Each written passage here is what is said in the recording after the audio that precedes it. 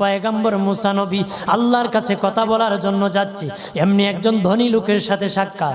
ধনী কয়, মুসা রে, ও মুসা, আমার এত ধন হিসাব রাখতে পারি না, আল্লাহরে জিগাইবানি কি করলে আমার ধন কমবে? মুসা নবী কয়, ঠিক আছে জিগাইব। একজন বৃদ্ধার সাথে, একজন মহিলার সাথে দেখা। মহিলা কয়, মুসা কই যাও, কই যাও রে মুসা? মুসা নবী কয়, তোর পাহাড়ে যাব, আল্লাহর সাথে কথা বল।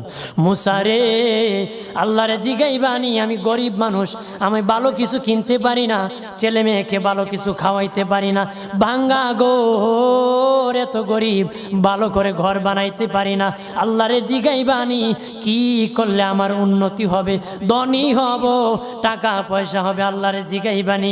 আল্লাহ মুসা নবী কয়, ঠিক আছে, আল্লাহরে জিগাইব, তুমি কেমনে ধনী হইবা?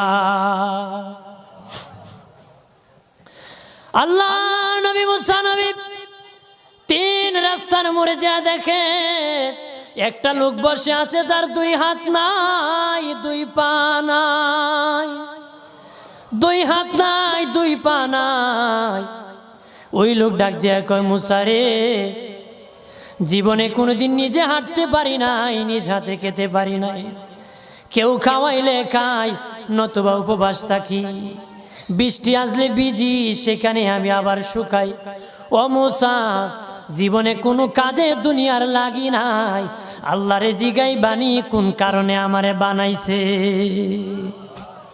আল্লাহ কয়, জিগাই মনে। মুসা নবী কয়, আল্লাহরে তোর পাহাড়ে মুসা নবী, মুসা ছিল কালিমুল্লাহ, কথা বলার প্রেম ছিল, কথা বলতো, কথা বলার প্রেম ছিল। কথা বলতে বলতে শেষ দিকে আল্লাহ গো, আসার সময় তিনটা লোক আমার কাছে প্রশ্ন করেছে। একজন লোক হলো ধনী, কিভাবে তার ধন কমবে গো?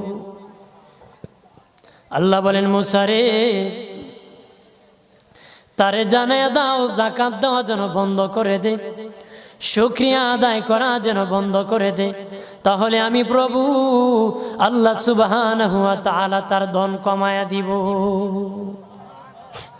যদি শুকরিয়া আদায় বন্ধ করে, তাহলে ধন আমি কমাই দেব।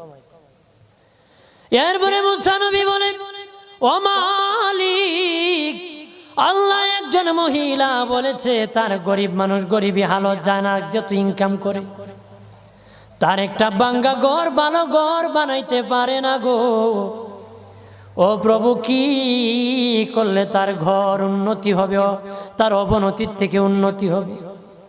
আল্লাহ বলেন, মুসা রে, মহিলা